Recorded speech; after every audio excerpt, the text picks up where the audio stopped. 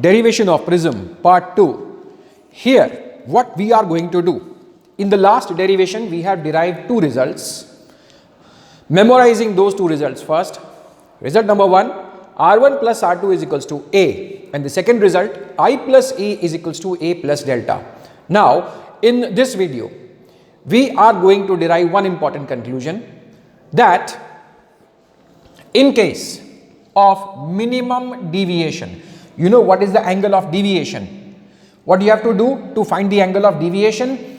Incident ray को आगे extend करते हैं, इमर्जेंट रे को बैकवर्ड एक्सटेंड करते हैं, दोनों के बीच में जो एंगल होता है that is angle of deviation. Now I want to make this angle of deviation minimum. For that, first of all, I have to make some efforts. I have to do one experiment.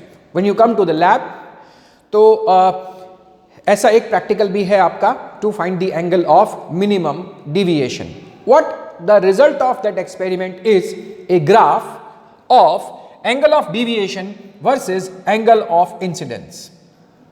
As you increase the angle of incidence, first you have to keep the angle of incidence at 70, starting from minimum to maximum at 40 degrees, 50 degrees, 60, 65, 70, 75, 80, 85 and so on.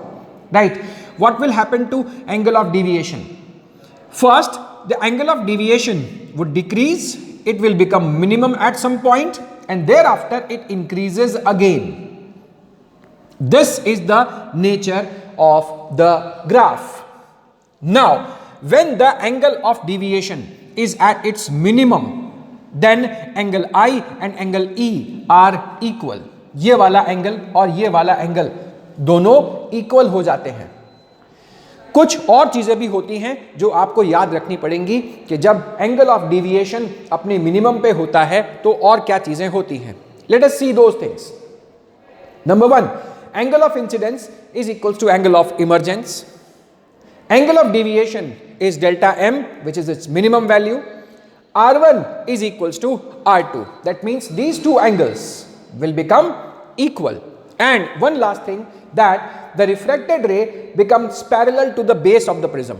You can see this is the refracted ray and it is parallel to the base of the prism. Right? So these many things happen when the angle of deviation is minimum. What we can do with this special case, we can find the refractive index easily. How to find the refractive index? See. First of all, applying Snell's law for this refraction, sin I upon sin R is equals to n refractive index, which is actually the refractive index of glass with respect to air, because the ray of light is going from air to glass. Now, using the first equation, R1 plus R2 is equals to A, but because R1 and R2 are equal, you can write R plus R we can write R plus R is equals to A, 2R is equals to A and R will be equal to A upon 2. Then the second equation, I plus E is equals to A plus delta. Put these values. Angle E is again equal to angle I. So I plus I is equals to A plus, what is delta? Delta is at its minimum, delta M. 2I is equals to A plus delta M. I is equals to A plus delta M by 2. Now very simple, take this value of I into this equation and this value of R into this equation. What comes is refractive index is equals to sin A plus delta M upon 2 over sin A by 2. So this is the derivation of refractive index of prism.